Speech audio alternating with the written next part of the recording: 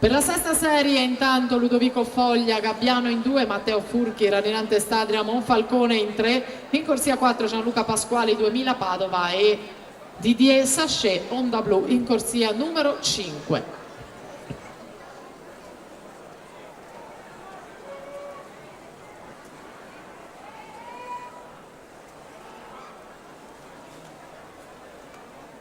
Nicolò Perini 34,61 al passaggio a metà gara, davvero decisa la sua azione, mentre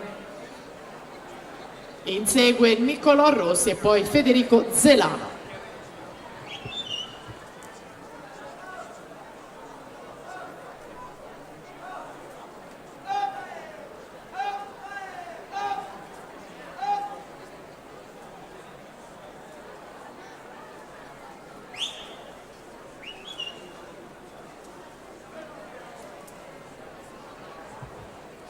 Nicolò Perin intanto per la vittoria di questa prova, l'atleta del Veneto Banca Montebelluna classe 96 chiude in 1:13,34.